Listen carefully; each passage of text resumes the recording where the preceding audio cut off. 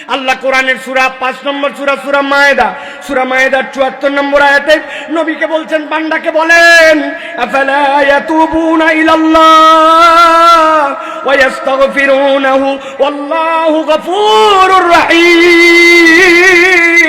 আমার বান্দা কি আমার কাছে একটু ফেরত আসবে না? আমার বান্দা কি আমার কাছে একটু ক্ষমা চাবে না? আল্লাহ বুঝাতে চান, যেই বান্দা আল্লাহর কাছে ফেরত আসবে আর যেই বান্দা আল্লাহর কাছে ক্ষমা চাইবে, ওই বান্দা তার রবকে গফুরুর রহিম রব হিসাবে পেয়ে যাবে। আল্লাহ বান্দাকে ক্ষমা করে দিতে যান। এই জন্য আল্লাহ বলছেন, নবী আপনি আপনার উম্মতকে আরো সান্ত্বনা দিয়ে যান। কুলিয়া ইবাদিয়াল্লাযীনা আসরাফু আলা আনফুসিহিম লা তাকনাতু মির রাহমাতিল্লাহ। ও আমার নবী আপনি বলেন, কুল ইয়া ইবাদি, ও আমার বান্দারা, আল্লাযীনা তোমরা যারা আসরাফু বাড়াবাড়ি করে ফেলেছো, আলা আনফুসিহিম তোমাদের অন্তরের উপরে, তাদের অন্তরের উপরে, লা তাকনাতু কখনো নিরাশ হয়ে যেও না মির রাহমাতিল্লাহ আল্লাহর দয়া থেকে। আল্লাহ নিজেই নিজেকে জানাচ্ছেন, ইন্নাল্লাহ ইয়াগফিরুয যুনুবা জামিআ। ও বান্দা তোর গুনাহ কত আমি আল্লাহ জানাই রাখলাম, ইয়াগফিরুয যুনুবা জামিআ। তোর যত গুনাহ যিনি ক্ষমা করে দিতে পারেন তিনি হচ্ছেন গাফফার। সুবহানাল্লাহ। আল্লাহ নিজের পরিচয় গফুর দিয়েছেন, কিন্তু আল্লাহ গাফফার বলেছেন ফাআল থেকে। এইটার ব্যাখ্যা হচ্ছে, বান্দা যতবার অপরাধ করে আল্লাহর কাছে যতবার ক্ষমা চাইতে পারে, তার থেকে বেশি যিনি ক্ষমা করতে পারেন তিনি হচ্ছেন আপনার আমার রব গাফফার। এই যে আমরা বসলাম, আসলাম, এই কথা শোনার জন্য আমরা একত্রিত হলাম, আর কিছু মানুষ এখনো আসতে পারলো না। দুই দল লোক কি আপনার কি মনে হয় এক? বুঝে বলেন কিন্তু এক। আমি আমার ভাষায় অনেক জায়গায় বলি, পৃথিবীতে পার্টি হচ্ছে দুইটা পার্টি। কয়টা পার্টি? জোরে বলতে হবে। পার্টি দুইটা। একটা পার্টি হচ্ছে অজ্ঞান পার্টি, আর একটা হচ্ছে সজ্ঞান পার্টি। পার্টি তাহলে কয়টা ভাই? এখন অজ্ঞান পার্টি কারা? আল্লাহ রাব্বুল আমিন বলছেন, কুল হাল ইয়াস্তাউইল্লাযীনা ইয়ালামুনা ওয়াল্লাযীনা লা ইয়ালামুন। দুনিয়াতে যারা জানে আর যারা জানে না, এই দুই দল কি এক হতে পারে? না, এই দুই দল এক নয়। আল্লাহ বলছেন এই দুই দল এক নয়। এই দুই দলের যে জানা আর না জানার পার্থক্য, ওটাও দুনিয়ার কোনো গণিত, কেমিস্ট্রি, বায়োটেকনোলজি, জেনেটিক ইঞ্জিনিয়ারিং, ডাক্তারি এই বিদ্যা নয়, বরং যারা আল্লাহকে চেনে আর আল্লাহকে চেনে না, আল্লাহ রসুলের চেনার জ্ঞান আছে আর জ্ঞান নাই, এই দুই দল লোক কখনো এক হতে পারে না। এই চেনার ভিত্তিতে দুনিয়াতে এক দল লোক অজ্ঞান পার্টির, আরেক দল লোক সজ্ঞান পার্টির। একসাথে সমস্বরে বলতে হবে, তাহলে পার্টি কয়টা? একটা পার্টির নাম, আরেকটা অজ্ঞান পার্টি। কাকে বলে? দুনিয়াতে যাদের বাড়ি আছে, গাড়ি আছে, টাকা আছে, পয়সা আছে, অর্থ আছে, বিত্ত আছে, ক্ষমতা আছে, সব আছে, কিন্তু তাদের কাছে আল্লাহ রসুলের পরিচয় নাই। এরা হচ্ছে পার্টিতে অজ্ঞান, ঠিক না? আরেকটা পার্টি হচ্ছে সজ্ঞান পার্টি। বাড়ি নাই, ঘোড়া নাই, ওই ব্যক্তিদের দুনিয়াতে হয়তো ইজ্জত নাই, সম্মান নাই, দুনিয়াতে কেউ হয়তো তাদেরকে সালামও দেয় না, কিন্তু কিছু না থাকলেও যদি আল্লাহ রসুলকে চেনে, কোরআন সুন্নাহকে পছন্দ করে, ইমানের পক্ষে হয়, দুনিয়ায় কিচ্ছু নাই কিন্তু আছে ইমান, ওরা হচ্ছে পার্টিতে সজ্ঞান, ঠিক কিনা? আমরা এখন পার্টিতে অজ্ঞান না সজ্ঞান? বুঝে বলেন। সুতরাং প্রিয় ভাইরা, এই সজ্ঞান পার্টির জন্য আল্লাহ রাব্বুল আলামিন পর্যন্ত আল্লাহ রসুলকে সতর্ক করে বলেছেন, আপনার দায়িত্ব হচ্ছে যারা আল্লাহকে সন্তুষ্ট করার জন্য আপনার কাছে আসে, আপনি কখনো তাদের থেকে মুখ ফিরাবেন না। সুবহানাল্লাহ বলে। আল্লাহ রাব্বুল আমিন বলছেন সূরা কাহাফ 28 নম্বর আয়াত, আল্লাহ বলছেন, ওয়াসবির নাফসাকা মা'আল্লাযীনা يدعون ربهم بالغداة والعشي يريدون وجهه।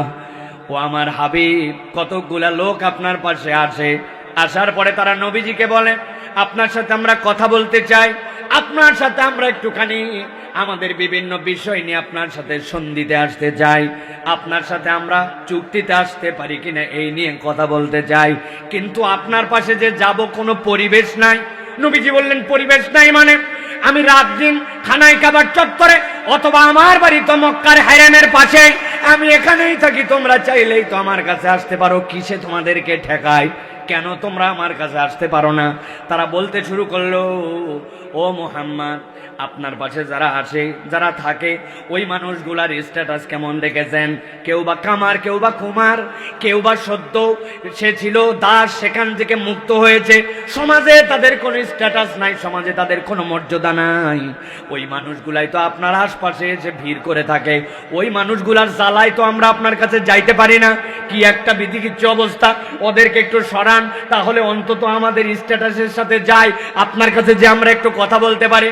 আল্লাহ রাব্বুল আলামিন আয়াতে কারিমা নাযিল করলেন, ওয়াসবির নাফসাকা মাআল্লাযীনা ইয়াদউনা রাব্বাহুম বিল গাদাতি ওয়াল আশি ইউরিদুনা ওয়াজহু। ও আমার হাবিব, আপনাকে বললাম, ওই মানুষ, যেই মানুষগুলা সকাল সন্ধ্যা আল্লাহ রাব্বুল আলামিনের সন্তুষ্টি করার জন্য আল্লাহর জিকিরে আপনার পাশে এসে বসে, ওদের স্ট্যাটাস যেমনই হোক না কেন, আর যারা আসতে পারে না, সমাজে তাদের অবস্থান যেমনই হোক না কেন, আমি আল্লাহ আপনাকে দায়িত্ব দিলাম, ওই মানুষগুলার থেকে কখনো আপনি মুখ ফিরাবেন না। সকাল সন্ধ্যা আল্লাহকে রাজি খুশি করার জন্য, কোরআন শোনার জন্য, আল্লাহর পথে থাকার জন্য যেই মানুষগুলো আপনার পাশে থাকে, যত ভিআইপি লোক আসুক, আপনি তাদেরকে ছেড়ে কখনো যাবেন না। আপনি হিসাব মিলান, কোরআনের কথা শোনার জন্য, এই পথকে অবলম্বন করে নেওয়ার জন্য কোন মানুষগুলা দিল লাগায় চলাফেরা করে, ওই মানুষগুলাই হচ্ছে আল্লাহর কাছে পছন্দনীয়। তবে শর্ত আছে দুইটা। একটা হচ্ছে তার নিয়তটা হবে আল্লাহ রাব্বুল আলামিনের জিকির করা, আর 2 নম্বর দুনিয়ার লোক দেখানো নয়। কত বড় বক্তা আসছে, অমুক বক্তা আসলে আমি যাই, তুমুক বক্তা আসলে যাই না, এটা আপনার টার্গেট হতে পারে না। আপনার টার্গেট হবে আমি কোরআন এবং আল্লাহ রাব্বুল আলামিনকে রাজি খুশি করার জন্য কিনা। কোন ব্যক্তি যদি কোরআনের হালাকায় মাজালিসুজ জিকিরে আল্লাহকে রাজি খুশি করার জন্য আসে, আল্লাহ রাব্বুল আলামিন ওই লোকগুলাকে আল্লাহর স্পেশাল বান্দা হিসেবে পছন্দ করেন। সুবহানাল্লাহ। আল্লাহ বলছেন, ও আমার হাবিব, আপনাকে আরো আমি বলছি, ওয়ালা তাদু আইনাকা আনহুম, আপনি তাদের দিক থেকে আপনার চেহারা, আপনার মনোযোগ কখনো ঘুরাই নেবেন না। তুরিদুনা জিনাতাল হায়াতিদ দুনিয়া, দুনিয়ার অনেক সৌন্দর্য, দুনিয়ার অনেক আধিপত্য, দুনিয়ার অনেক নাজ নিয়ামত, যেইগুলো আপনার সামনে চলে আসতে পারে। তার মানে ওই ব্যক্তির বিপরীতে এমন কতগুলা ব্যক্তি আসতে পারে, আপনি মনে করতে পারেন তাদের সম্পদে সম্পদশালী, ক্ষমতায় তারা অনেক উচ্চকিত, সমাজের মধ্যে স্ট্যাটাসে তাদের অনেক দাম।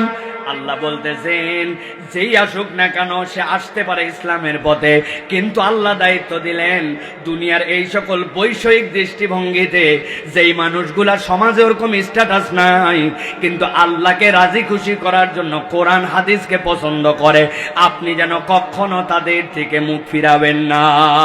সুবহানাল্লাহ। আল্লাহ কি মর্যাদা দিয়েছেন! আল্লাহ রাব্বুল আলামিন বলছেন, এই মর্যাদা, এই সম্মান তাদের জন্য যারা কোরআন শুনতে চায় আর আল্লাহকে সন্তুষ্ট করতে চায়। এখন আমি জিজ্ঞাসা করব, এখানে আমরা যারা আসছি, আমরা কি আল্লাহকে রাজি খুশি করার জন্য আসছি?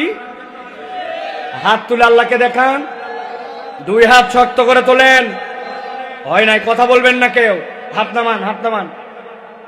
আগে সিদ্ধান্ত দেন যে আপনাদের এলাকায় হাত সোজা করার মানে, আমি সব জায়গায় জিজ্ঞাসা করতেছি কারণ আমি জানি না আপনাদের এলাকায় আপনারা বুঝছেন কিনা। হাত সোজা করা মানে এরকম, এরকম, এরকম। যদি হাত সোজা এরকম হয়, হাতটা এরকম করে সোজা করতে, করছেন সোজা? হয় নাই সবার? 2 হাত, 2 হাত।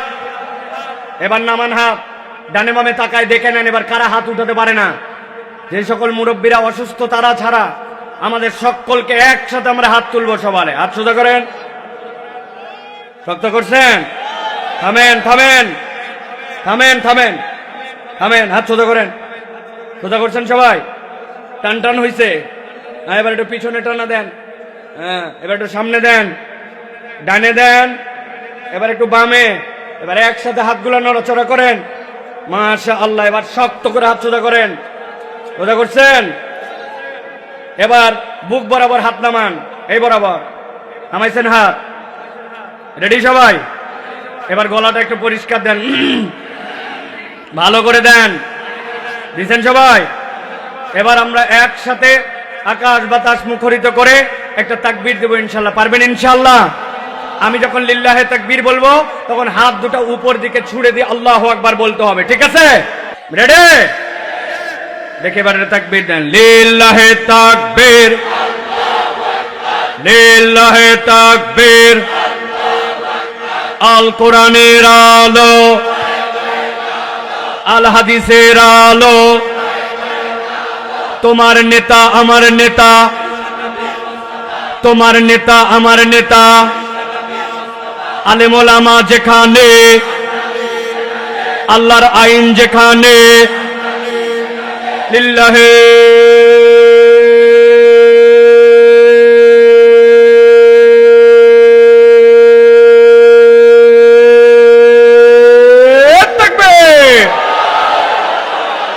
আলহামদুলিল্লাহ।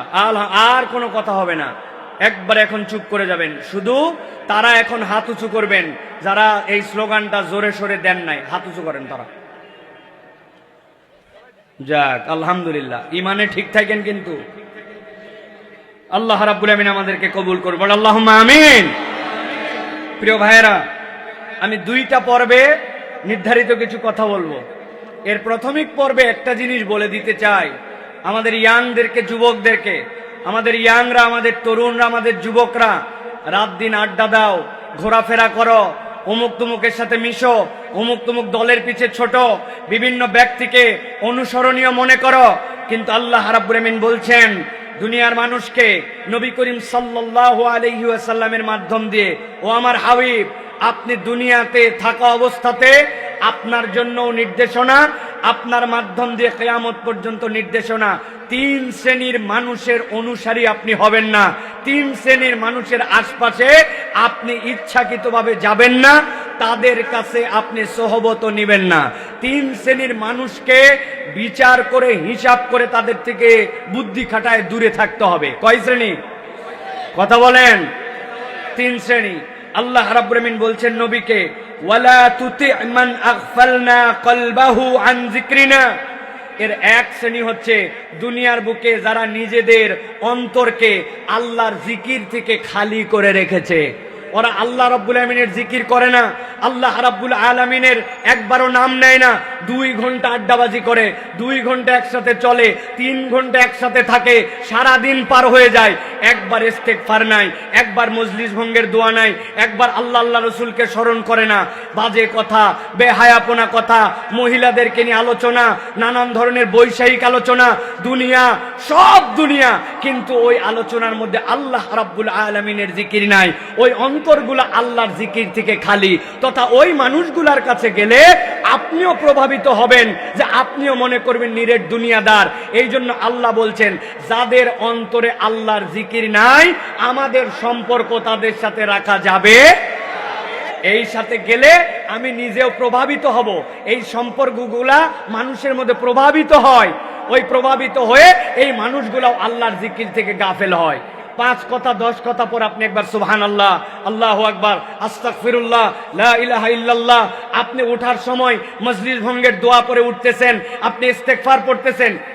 10 জনের সাথে মিশলে এই একটা হালত হয়। আর এমন বন্ধু আছে সারা দিন তামান পার করে দিলেও নামাজ পড়ার কথাও বলে না, নামাজের টাইমও দেখে না। ওই ব্যক্তির সাথে চলা মানে আপনি গাফেল হয়ে যাওয়া। অতএব আপনি কার সাথে ঘুরতেছেন, এই 1 নম্বর তালিকা। আল্লাহর জিকির যার সাথে নাই, আমার সম্পর্ক তার সাথে নাই। আল্লাহর জিকির মানে আবার এটা কেবল বুঝেন না, লা ইলাহা ইল্লাল্লাহ, সুবহানাল্লাহ একজন খুব সারাদিন বলতেছে, আস্তাগফিরুল্লাহ, লা ইলাহা ইল্লাল্লাহ, কিন্তু জোহরের নামাজের সময় নামাজ পড়ে না, আসরেরটা পড়ে না, মাগরিব পড়ে না। ও লা ইলাহা ইল্লাহ কাম হবে? আস্তাগফিরুল্লাহ কাজ হবে?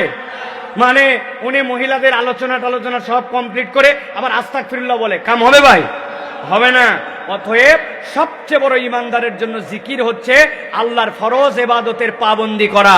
অতএব আল্লাহর ফরজ ইবাদতের পাবন্দি করে যে আপনার সম্পর্ক তার সাথে থাকবে। ওই লোক অনেক সময় আবার আল্লাহর ফরজ ইবাদতের পাবন্দি করে, নামাজ পড়ে, কিন্তু রাস্তা খেয়ে বেড়ায়। আছে না ভাই? মানুষের জমির আল ঠেলে বেড়ায়, আছে না? বোনের সম্পত্তি দেয় নাই, আছে না?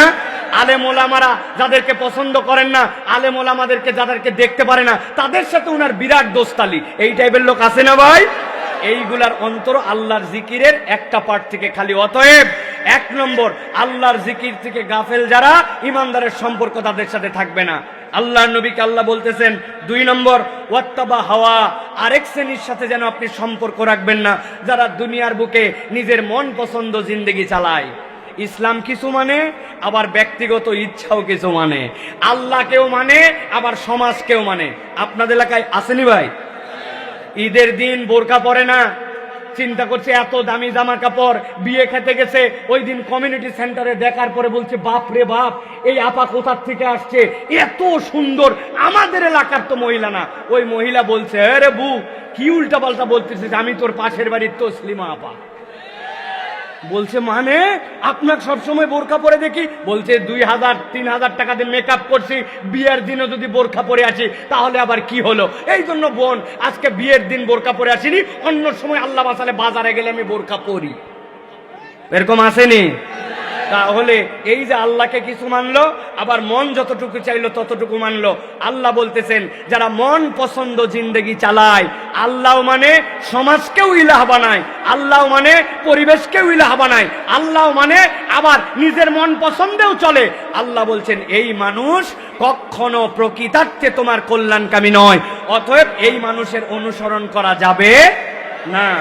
3 নম্বরে আল্লাহ বলছেন ওয়া কানা আমরুহু ফুরুতা, আরেকটা শ্রেণী আছে ভয়ঙ্কর শ্রেণী। তারা কারা?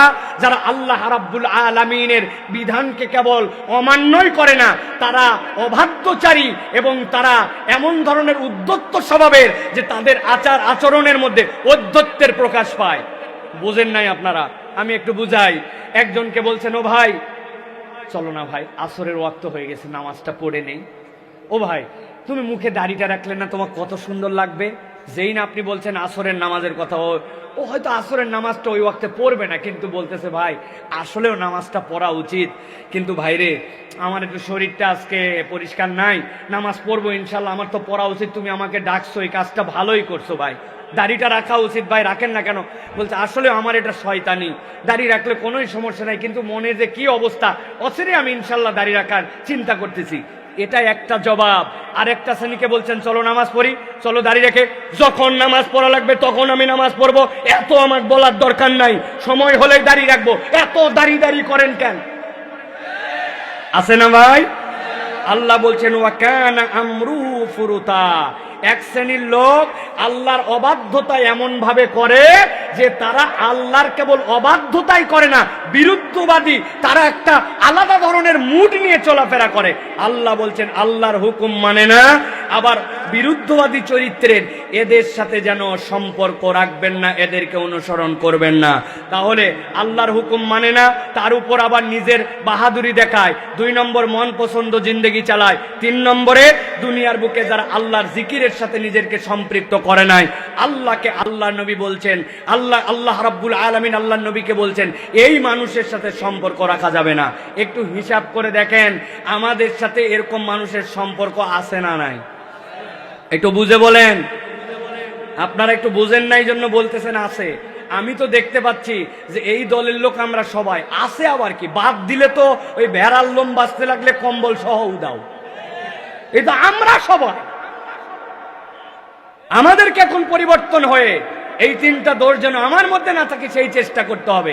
আমার মুরব্বীরা সারা দেশে আমি ওয়াজ করি, মজার একটা আইটেম খুঁজে পাই, আমাদের মুরব্বীরা আমাদেরকে বলে বাবা ভালো মানুষ আর নাই, নাই বাবা, আগের দিন ছিল আগে, এখন আর ভালো মানুষ নাই সমাজ। কি সুন্দর করে বলে, আছে না ভাই? এই কথা যারা বলে এরা টাটকা 2 নম্বর। কয় নম্বর? হুজুর প্রমাণ দেন। আমার কথা হচ্ছে ভালো মানুষ নাই, তা আমি ভালো মানুষ হয়ে গেলেই তো একটা লোক আমারে খুঁজে পায়, আমি নিজে ভালো হব না, কিন্তু খালি ভালো মানুষ সারাদিন খুঁজে বেড়ায়, আছে কি না? অতএব আমাদেরকে পরিবর্তিত হতে হবে, আমাদেরকে ভালো মানুষ হওয়ার জন্য চেষ্টা করতে হবে, যাতে ভালো মানুষের সোহবত, আমার সোহবত যেন মানুষ পায়। বলেন আল্লাহুম্মা আমিন। প্রিয় ভাইয়েরা, আজকে আমরা কোরআনুল কারীম থেকে কিছু কথা শুনতে চাই, রাজি আছেন তো আপনারা ইনশাআল্লাহ? আজকে আমরা সংক্ষিপ্ত সময়ে যে বিষয়ে কথা বলবো সেটি হচ্ছে দুনিয়াতে আমাদের অপরাধ, আমাদের ভুল, আমাদের জিন্দেগিতে নানা ধরনের ছোট বড় মাসিয়াত যেগুলো আল্লাহ রাব্বুল আলামিনের অবাধ্যচরণ, এইগুলো আমাদের প্রত্যেকের জীবনেই কম বেশি আছে, ঠিক কিনা? আছে না আমাদের জীবনে ভাই? এখন আমাদের জীবনে ভুলে ভরা জীবন, এই ভুলে ভরা জীবনে আল্লাহ রাব্বুল আলামিন আমাদেরকে বলছেন, এই বান্দাদেরকে ভুলে ভরা জিন্দেগি দিয়া আমি আমার বান্দাকে জাহান্নামে পাঠাতে চাই না, আমি আমার বান্দাদেরকে মূলত জান্নাতে নিতে চাই। সুবহানাল্লাহ বলেন। আল্লাহ রাব্বুল আলামিন মূলত বান্দাদেরকে মাফ করে দিতে চান, আল্লাহ রাব্বুল আলামিন তার বান্দাকে ক্ষমা করতে চান, আল্লাহ তার বান্দাকে আযাব দিতে চান না। আল্লাহ রাব্বুল আলামিন কি বলছেন খেয়াল করেন। আল্লাহ কোরআনুল কারীমের মধ্যে বলছেন, ইন্নাল মুত্তাকিনা ফি জান্নাতিন ওয়া উয়ুন উদখুলুহা বিসালামিন আমিনিন।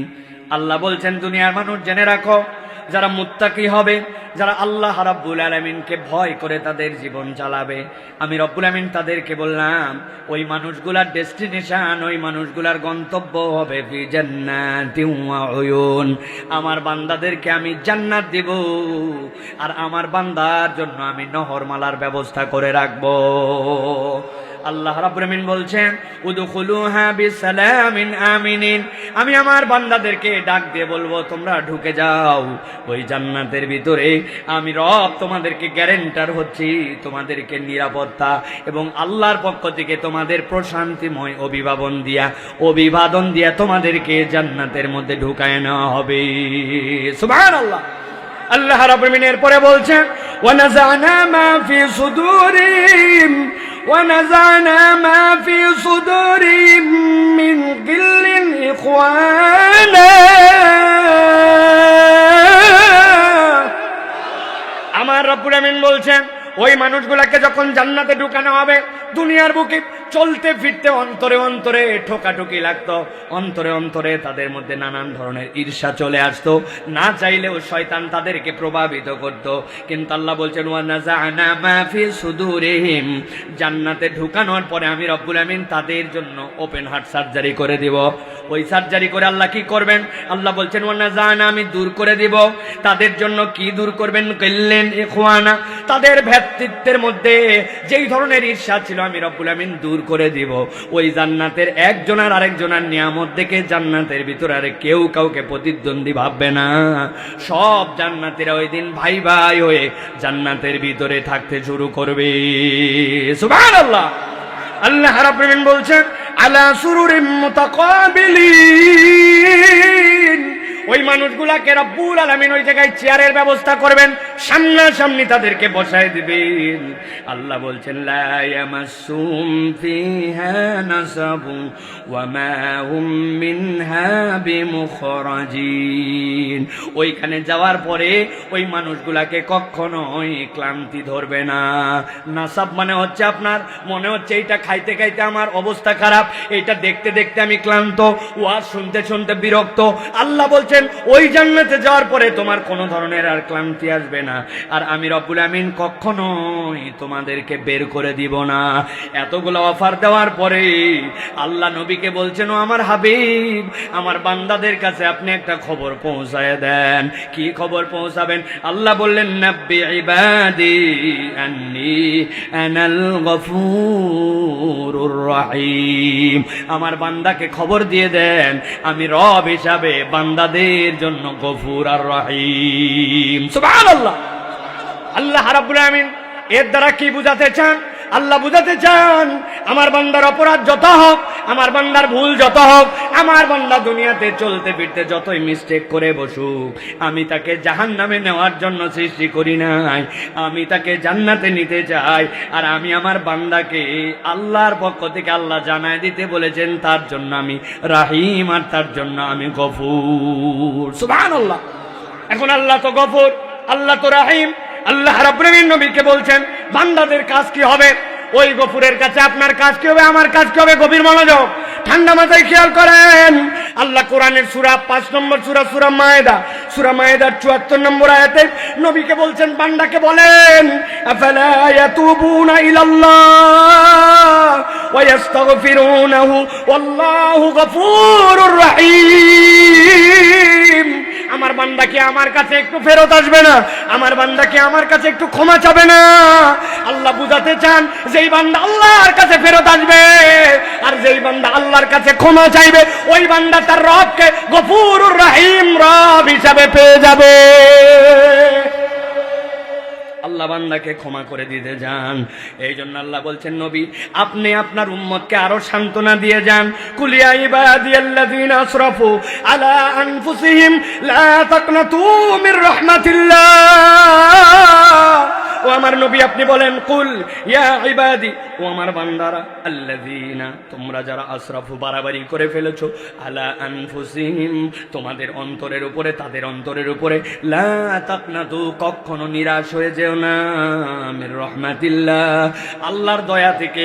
আল্লাহ নিজেই নিজেকে জানাচ্ছেন, ইন্নাল্লাহা ইয়াগফিরুয যুনুবা জামিআ।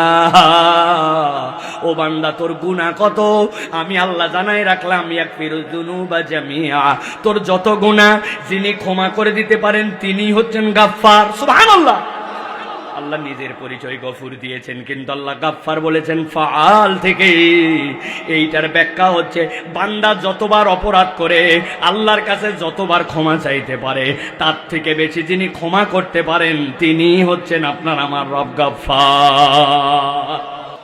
আল্লাহ রাব্বুল আমিন এই জন্য বান্দাদের জন্য বলছেন, বান্দা তোমার কাজ কি বান্দা জানো?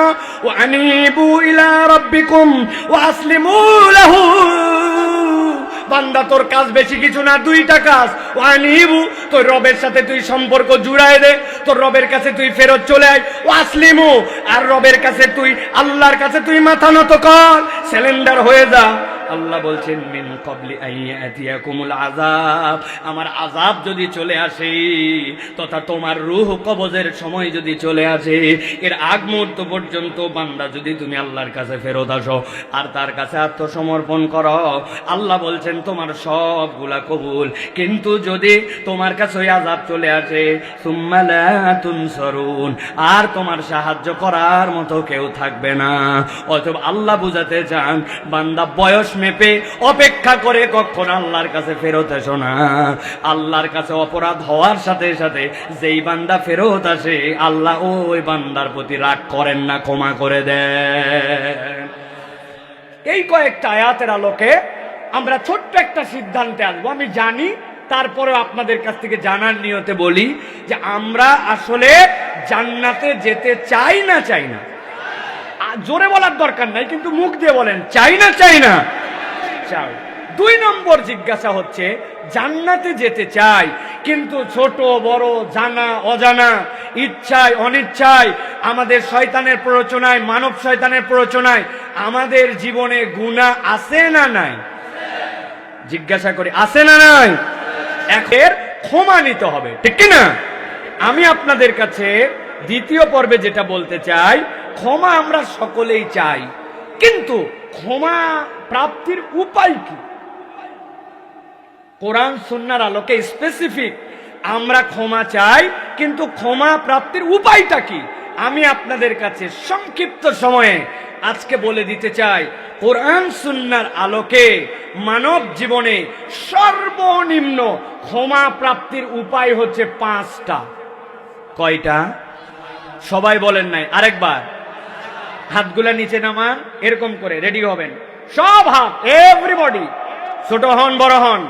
আমি জিজ্ঞাসা করব, সর্বনিম্ন আল্লাহর কাছে ক্ষমা প্রাপ্তির উপায় কয়টা? হাত তুলে সবাইকে দেখাতে হবে 5টা। সর্বনিম্ন আল্লাহর কাছে ক্ষমা প্রাপ্তির উপায় কয়টা? সব হাত ওঠে নাই, আরেকটা চান্স দিলাম, হাত নামান। ক্ষমা প্রাপ্তির উপায় কয়টা? আরেকবার চান্স দিব, হাত নামান একসাথে, কয়টা? আলহামদুলিল্লাহ, 5টা উপায়। আমি আপনাদের কাছে প্রাথমিকভাবে 2টা উপায়ের কথা আগে বলি, ভালো করে খেয়াল করবেন। এইগুলো আমাদের আমলের জন্য দরকার। আল্লাহ রাব্বুল আলামিন যেন আমাদেরকে তার ক্ষমাপ্রাপ্ত বান্দাদের অন্তর্ভুক্ত হওয়ার তৌফিক দান করেন। আল্লাহ রাব্বুল আলামিন বলছেন, নবী আপনি জানায় রাখেন, বান্দা যদি আল্লাহর কাছে ক্ষমা পেতে চায়, 1 নম্বরে ওই বান্দাদের ঈমান আর নেক কাজ করা লাগবে। যেই বান্দার জীবনে ঈমানের সাথে নেক কাজ নাই, ওই বান্দার ক্ষমাও আল্লাহর কাছে নাই। আল্লাহ রাব্বুল আলামিন কুরআনুল কারীমের 48 নম্বর সূরা ফাতহের 29 নম্বর আয়াতের মধ্যে আল্লাহ বলছেন, ওয়াদাল্লাহুল্লাযীনা আমানু ওয়া আমিলুস সালিহাতি মিনহুম মাগফিরাতান ওয়া আজরান আযীমা। আল্লাহ বলছেন, ও দুনিয়ার মানুষ, আমি রব তোমাদের সাথে ওয়াদা করা লাগে না, কিন্তু আমি রব হিসাবে তোমাদের সাথে ওয়াদা করলাম। আমি আমার বাচ্চার সাথে ওয়াদা করে আসছি, যাওয়ার সময় জিলাপি নিয়ে যাব, বাড়িতে ঢোকার সময় চকলেট নিয়ে যাব। বউকে বলছি এইবার বেতন পাই লাল শাড়ি কিনে দেব, বেনারসির শাড়ি।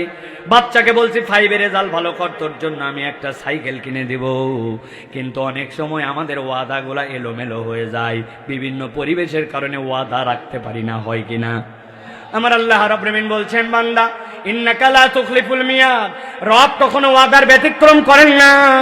ফাআলুল লিমা ইউরিদ, তিনি যা চান তাই করতে পারেন, কিন্তু তারপরে আল্লাহ ওয়াদা করছেন, ওয়াদাল্লাহুল্লাযীনা আমানু ওয়া আমিলুস সালিহাতি মিনহুম মাগফিরাতান ওয়া আজরান আযীমা।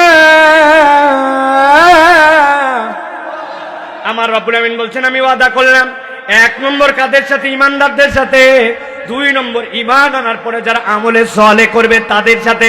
জিজ্ঞাসা হলো, আমরা তো ঈমানদার, কিন্তু ঈমানের সাথে আমলে সালেহটা কি? আপনার আমার অনেকের বিশ্বাস নামাজ রোজা হজ যাকাত এটাই একমাত্র আমাদের জন্য আমলে সালেহ, তাই নাকি? ভালো করে বুঝনেন, ভালো করে বিষ ক্লিয়ার করেন। আমি তো অনেক সময় বলি, ভিন্ন সেন্সে নিয়েন না। নামাজ রোজা হজ যাকাত এইগুলো একটাও প্রকৃতার্থে আমলে সালেহ নয়। কেমনে আমলে সালেহ নয়? আপনার বাচ্চা ক্লাস 5-এ পড়ে স্কুলে তার ড্রেস আছে, সকাল 8:30 ঢুকতে হয়, প্রথম সময় দ্বিতীয় সময় বার্ষিক পরীক্ষা দিতে হয়। পরীক্ষায় পাশ করতে হলে মিনিমাম 33 নম্বর পাওয়া লাগে, ঠিক না? ওই ছেলে স্কুলের ড্রেসও পরে না, সকাল 11টায় কোনোদিন যায়, কোনোদিন সকাল 10টায় যায়, ইচ্ছা মতো পরীক্ষা দিছে, কিন্তু 33 পায় নাই। বুঝে থাকলে বলেন তো, ওই ছেলে 5-এর থেকে 6-এ উঠবে? তার মানে কিছুদিন এরকম এলোমেলো করলে স্কুল থেকেই বাইর করে দিতে পারে। আপনি যদি ইসলামকে স্কুল মনে করেন, নবী বলছেন, বুনিয়াল ইসলামু আলা খামসিন, ইসলামটাও 5টা বেনার উপরে প্রতিষ্ঠিত আছে। 1 নম্বর শাহাদা, 2 নম্বর সালাহ, 3 নম্বর রোজা, 4 নম্বর যাকাত, 5 নম্বর হজ।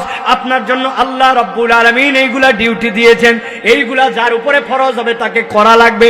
এখন আপনি নামাজ পড়েন না, কিন্তু আপনার ঈমান ঠিক আছে। কথা বলেন, আছে কিনা? এরকম লোক এলাকায় আছে না ভাই?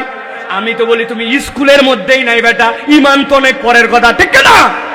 তাহলে যেই কাজ না করলে আপনার নাম স্কুলে থাকে না, ওই কাজ কেবল একমাত্র ভালো কাজ কেমনে হয়, ঠিক না? ভালো করে আপনাদের কাছে জিজ্ঞাসা করে বুঝ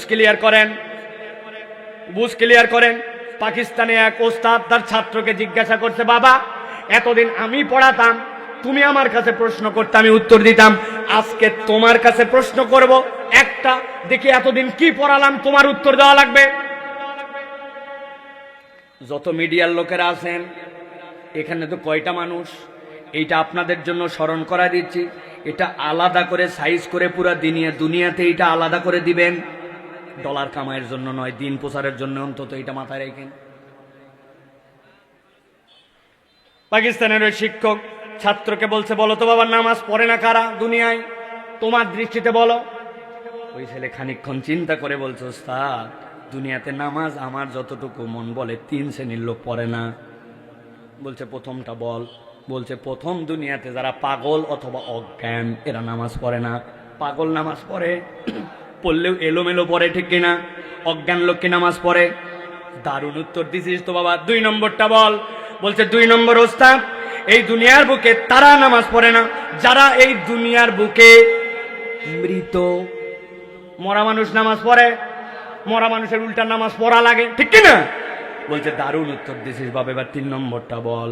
বলছে ওস্তাদ 3 নম্বর হচ্ছে দুনিয়াতে যারা অমুসলমান, এরা নামাজ পড়ে না, ঠিক কিনা? এবার 1 নম্বর বলেন তো, নামাজ পড়ে না কারা? পাগল অথবা অজ্ঞান বলতে হবে সবাইকে, বলেন। 2 নম্বরে নামাজ পড়ে না কারা? মৃত। কারা? 3 নম্বরে নামাজ পড়ে না কারা? অমুসলমান। এবার একজন ব্যক্তির মুখ বন্ধ থাকবে না, আমি জিজ্ঞাসা করব অনলাইন সহ দুনিয়ার যে যেখান থেকে শুনবেন কিয়ামত পর্যন্ত, সকলের কাছে জিজ্ঞাসা, বলেন তো আমরা কি যারা কথা শুনতেছি আমরা কি অজ্ঞান অথবা পাগল? বললেন না, অজ্ঞান অথবা পাগল। আমরা কি মৃত? আমরা কি অমুসলমান? খাইসে গেছেন আপনারা, আপনাদের উত্তর দিয়ে দিয়েছেন আমরা মৃতও না, অজ্ঞানও না, অমুসলমানও না। একজন কালকে বলছে আই নামাজ পড়িস না কেন, তুই কি মরা? বলছে বললে হবে নাকি? পাগল। আরে না, আমি কি জন্য পাগল হব? অমুসলমানের বাচ্চারা। তুমি পাগল না, অমুসলমান না, অজ্ঞান না, নামাজ পড়ো না কেন? কথা ঠিক কিনা? হিসাব বরাবর করে নেন। আল্লাহ বলতেছেন আমি ক্ষমা করে দিতে চাই, কিন্তু ইমানের সাথে নেক আমল লাগবে। আর নেক আমলের বেজ হচ্ছে আপনার সালাত। যার জীবনে সালাত নাই তার জীবনে কিচ্ছু নাই, ঠিক কিনা? অনেকে আমাদের কাছে বলে হুজুর কোন শ্রেণীর মুসলমান ভালো মুসলমান বলেন তো? নামাজ পড়ে না কিন্তু সব এই করে, আর নামাজ পড়ে এই করে না। কোন শ্রেণীর মুসলমান? কি মনে হয়? নামাজ পড়ে কিন্তু সুদ খায়, ঘুষ খায়, মিথ্যা কথা বলে। আরেকজন নামাজ পড়ে না, মিথ্যা কথা বলে না, সুদও খায় না, মানুষের সাথে ভালো ব্যবহার করে। কোনটা ভালো মুসলমান? এই যে দেখেন, এইটা যদি একটা ব্ল্যাকবোর্ড হয়, আমি যা বলবো উত্তর দিবেন। এই যে একটা শূন্য লেখছি, মান কত? আরেকটা শূন্য দিছি, মান কত? আরেকটা শূন্য দিছি, মান কত? এবার একটা 1 দিছি, এই পারে 1, এর পিছনে আছে 3টা শূন্য, মান কত? বুঝে বলেন। পেছনে যদি 50টাও শূন্য দেয় মান কত? ডানে একটা শূন্য দিছি, মান কত? 2টা, 3টা। ভালো করে মনে রাখেন, আপনার আমার আমল নামাতে ইমানের পরে আমল নামার প্রথমটা হচ্ছে সালাত। যার জীবনে সালাত আছে ওই সালাতটা তাকে অকল্যাণ থেকে আজকে হলেও কালকে হলেও দূর করবে। কিন্তু যার সালাত নাই, আপনি যত ভালো মুসলমান সাজার চেষ্টা করেন আপনার জীবনে এক নাই, ঠিক কিনা? তাহলে আল্লাহ রাব্বুল আমিন ক্ষমা করে দিতে চান। আল্লাহ বলছেন ইমানের সাথে নেক আমল লাগবে। নেক আমল মানে নামাজ, রোজা, হজ, যাকাত একমাত্র নয়। আপনাকে ওইটা আপনার বেসিক, ওইটা না থাকলে তো আমার ইমান নাই, ওইটা না থাকলে আমার ইসলাম নাই। তাহলে আপনার আমার নেক আমলগুলা কি? আপনাকে আমাকে নেক আমল করার জন্য চেষ্টা করতে হবে। নবীজি এগুলার ইনস্ট্রাকশন আমার জন্য আপনার জন্য দিয়ে গেছেন। এর অন্যতম হচ্ছে আল্লাহ নবী বলছেন লিল মুমিনি আলাল মুমিনি সিত্তু খিসাল, 6টা কমসে কম দায়িত্ব আছে। কেউ অসুস্থ হয়েছে তাকে দেখতে যাওয়া প্রয়োজন নাই, ফায়দা নাই। ওইটা দেখতে গেলে আমার কোনো সমাজে স্ট্যাটাস আসবে না, উল্টা নিজের তেল খরচ হবে। কিন্তু আপনাকে তাকে দেখতে যেতে হবে, জানাজায় শরীক হতে হবে। রাস্তার মধ্যে দেখছেন ছোট্ট একটা টুকরা পড়ে আছে ইটের, কেউ হোঁচট খাইতেও পারে নাও পারে, আপনি ওটা সরাই দিয়েছেন। মসজিদে ঢুকছেন, ঢোকার পরে আপনি সময় আছে 5 মিনিট, চাইলে আপনি বসে যেতে পারেন না। আমি 2 রাকাত তাহিয়াতুল মসজিদ পড়েছি, 2 রাকাত আমি ওযুর নামাজ পড়েছি। এরপরে আমি বসে গল্প করতে পারি না, সুবহানাল্লাহি ওয়া বিহামদিহি সুবহানাল্লাহিল আযীম পড়ি। ধান লাগাই যখন তখন আমি এই কাজ করি। আমি মোটরসাইকেলে যাচ্ছি, গাড়িতে বসে আছি, আমি আমার ওজিফা করি। নামাজের পরে চলতে ফিরতে মানুষের জন্য কল্যাণ করি। কিছু না পারলেও যাকে দেখি তার সাথে হাসি মুখে কথা বলি। আর আমার মুখ দিয়ে আমি গালিগালাজ করি না, মিথ্যা কথা বলি না, মানুষের সাথে অন্তত হাসি মুখে কথা বলি। একজন একটা রিক্সা খুঁজে পাচ্ছে না, আপনি একটু রিক্সাটা আগায় দিয়েছেন। একজন মালটা উঠাতে পারছেন, একটু ধরে দিয়েছেন। মুরব্বী একজন মুরব্বী সম্মান করার যোগ্য, তিনি, তাকে আপনি সম্মান করে সালাম দিয়েছেন। একজন ছোট যাকে আপনার স্নেহ কারকে আপনি স্নেহ করেছেন। এই যে খুলুকে হাসান আপনার আমার জীবনে, এইগুলা প্রত্যেকটাই বান্দার জীবনে নেক আমল। আল্লাহ বলছেন ইমানের পরে বেসিক কাজগুলা পালন করার পরে যেই বান্দা এই নেক কাজগুলা করবে, আল্লাহ রাব্বুল আমিন অটোমেটিক ওই বান্দাগুলাকে মাফ করে দিবে। প্রিয় ভাইয়েরা, 2 নম্বরে আল্লাহর কাছে যদি আপনি ক্ষমা পেতে চান, তাহলে আল্লাহর কাছে আপনাকে ক্ষমা চাওয়া লাগবে। কি বলছি? ক্ষমা চাওয়া লাগবে। আল্লাহর কাছে ক্ষমা না চাইলে আল্লাহ ক্ষমা করেন না। দেখেন তো কোরআন কি বলতেছে আমাদেরকে। সূরা নিসা 110 নম্বর আয়াত, আল্লাহ রাব্বুল আমিন বলছেন ওয়া মান ইয়ামাল সুআন আও ইয়াযলিম নাফসাহু সুম্মা ইস্তাগফিরিল্লাহ ইয়াজিদিল্লাহ গফুরার রহিমা।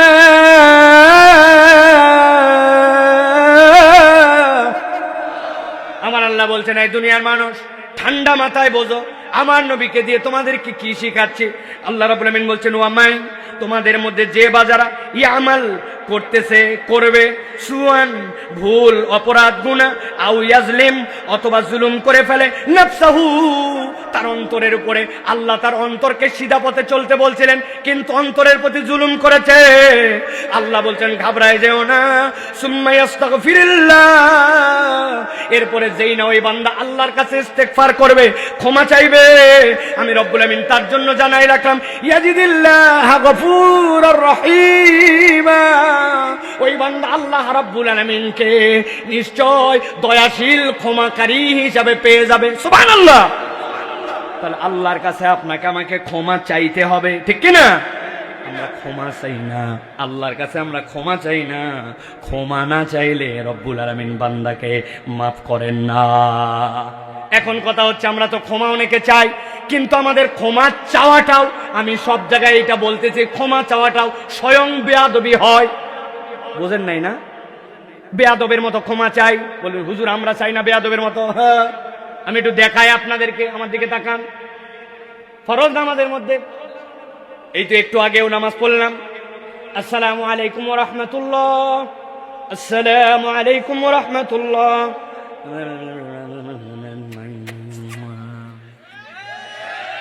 আসেনি ভাই? ও বাবা, এইটা তো তাও গেল ফরজ নামাজ জামাতে। ব্যক্তিগত নামাজ তো আরো খারাপ।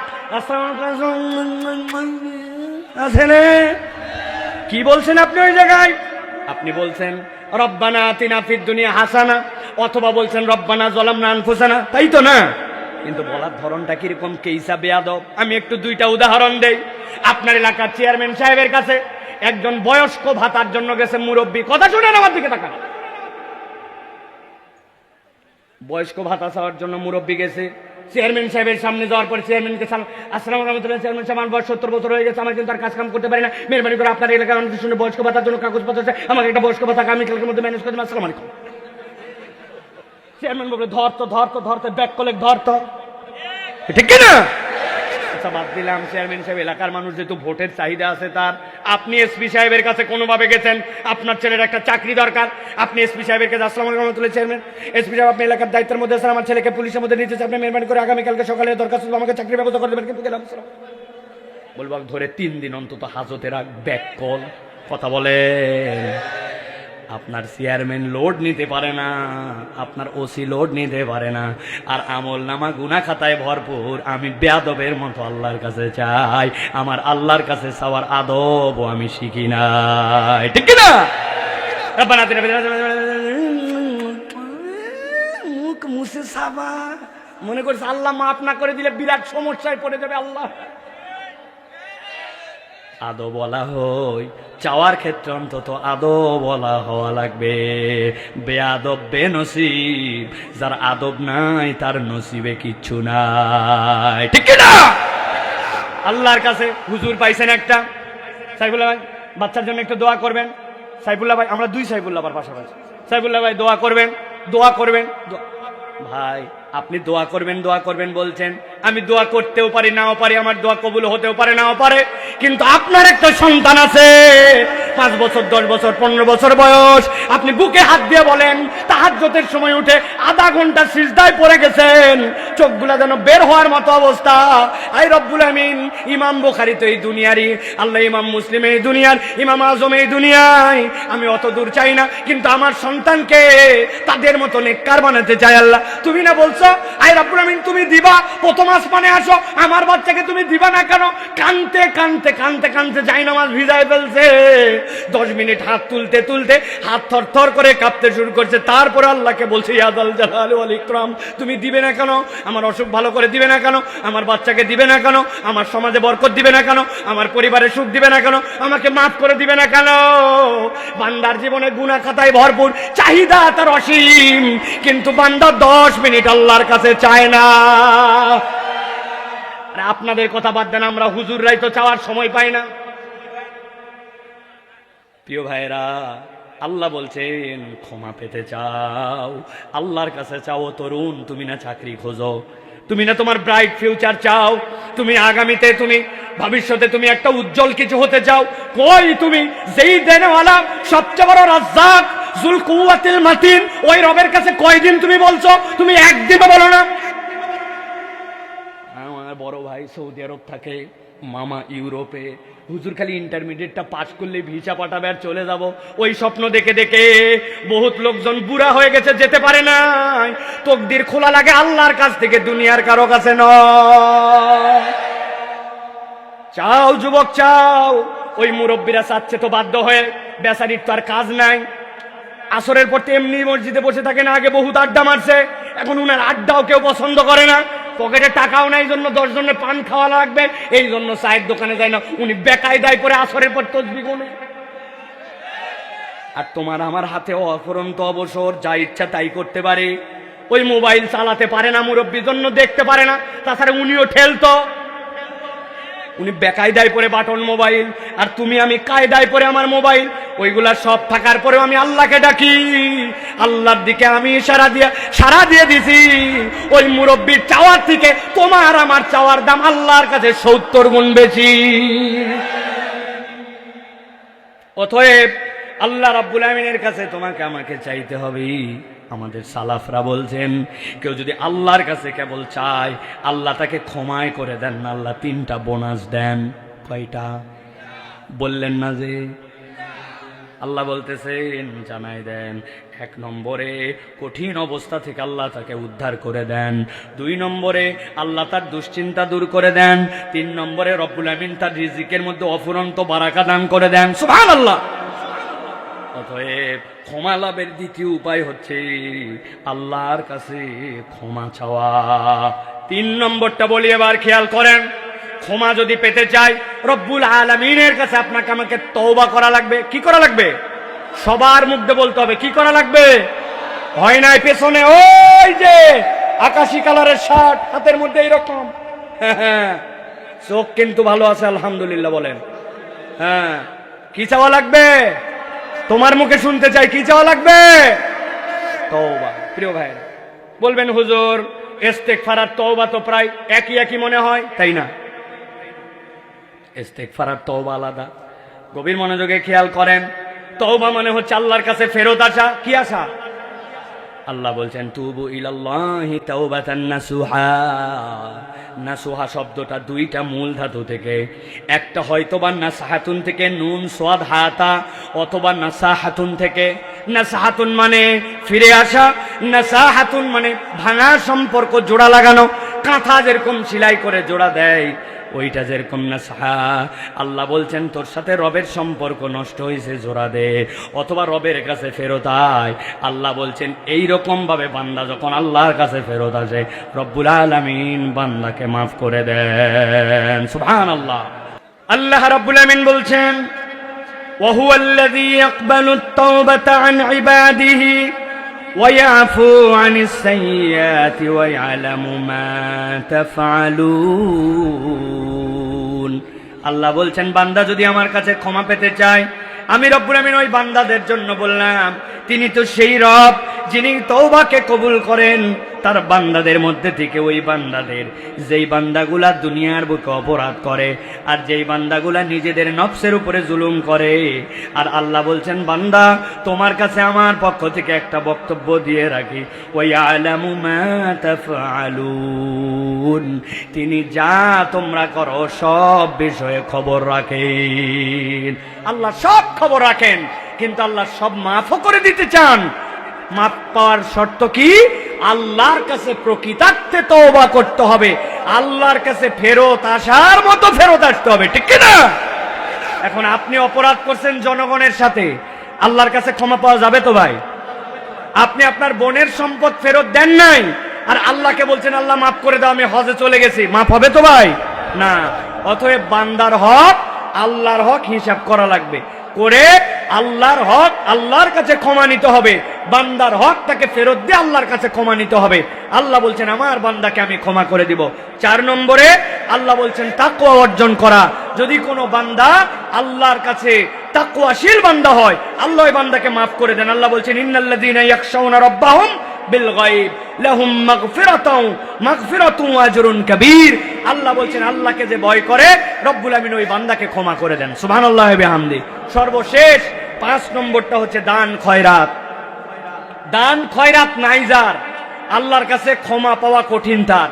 আমরা এখন হইছে হাড় কিপটা, কুঞ্জুসের কুঞ্জুস, ঠিক কিনা?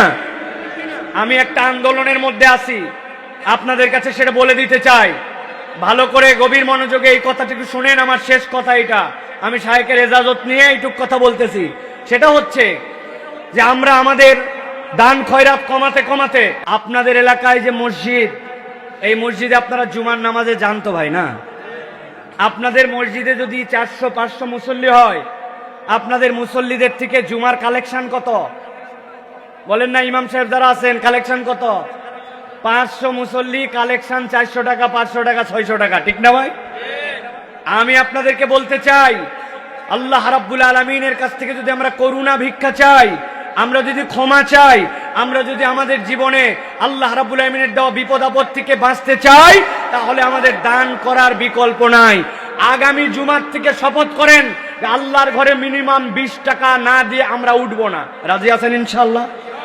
আপনি যতই রাজি থাকেন, দেখবেন এক শ্রেণী রাজি নাই। ওরা বলবে আমি ছাত্র মানুষ, আমি গরিব মানুষ, আমি তরুণ মানুষ। কিন্তু ওই ছাত্রই যখন এলাকায় চা খেতে যায়, উনার বন্ধু আসছে চা খাওয়ার জন্য, বিল দেওয়ার সময় উনি বলে তুই দিবি না, বলে তুই দিবি না, ঠেলা ঠেলি আছে না ভাই? উনারা ধাক্কা ধাক্কি করে বিল দেয় না। একটা জামা আয়রন যদি করে, জামা আয়রন করতে 10 টাকা লাগে। চায়ের মধ্যে একটা যদি খালি কোনো রকম টোস্ট বিস্কুট ডুবাই, চায়ের বিল হয়ে যায় 10 টাকা। উনি সপ্তাহ ভরে এটা খায়, মোবাইলে ফ্লেক্সি লোড করে, এমবি কিনে, এমনি খরচ করে, কিন্তু জুম্মার দিনে মসজিদে যে 20 টাকা আসে না, ঠিক কিনা?